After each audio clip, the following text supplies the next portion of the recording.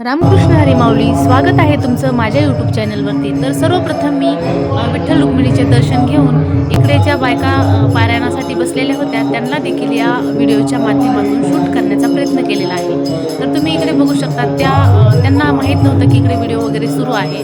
तर त्यांच्या सुमधुर वाणीतून त्या या ग्रंथास वाचण्यास सुरुवात केलेली आहे त्यांनी आणि खूप महिलांचा प्रतिसाद या ठिकाणी दिसून येत आहे। खूप छान महिला वाचनासाठी खूप जास्त महिला या ठिकाणी दिसत आहेत आणि वरती महाराज देखील आहेत आणि अशा पद्धतीने मी या ठिकाणी व्हिडिओ शूट केला आणि फायनली बघू शकता त्या ठिकाणी फ्लावरपासून रांगोळी बनवली होती, ती देखील या शूटमध्ये घेतलेली आहे मी। खूप छान होती ती रांगोळी आणि सगळ्या महिलांचं वाचणं चालू होतं आणि त्यांच्यामध्ये त्या बिझी होत्या। आणि आज जो कथेचा 5वा दिवस आहे रामकथेचा, तो आज या ठिकाणी आपल्याला ज्यांच्या अमृतवाणीतून अशा महाराजांनी कथा सांगितलेल्या आहे ते महाराज म्हणजे डॉक्टर अमोल महाराज बोधले डिकसळकर यांची सुंदर अशी कथा आपल्या सुरडी गावामध्ये आहे।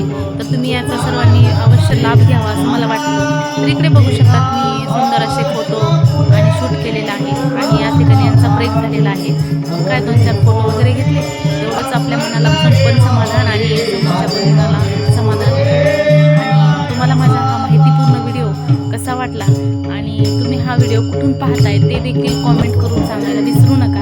आणि बघू शकतात सुंदर असं वातावरण सकाळचं होतं आणि आपली नाश्त्याची पंगत होती, त्यामुळे मी या ठिकाणी मंदिरामध्ये आलेले होते आणि सुंदर असं या ठिकाणी म्हणजे शब्दच नाही येत आता माझ्याकडे। तर या ठिकाणी आता सगळेजण नाश्त्यासाठी उठून पलीकडे बसलेले आहेत आणि नाश्त्यासाठी स्पेशल डिश काय होती ते तुम्ही बघू शकतात।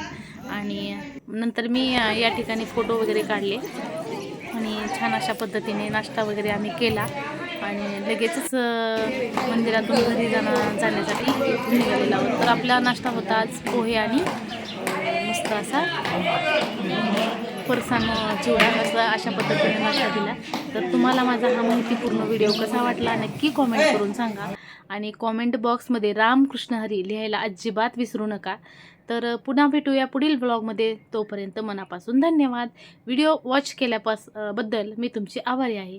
Thank you so much.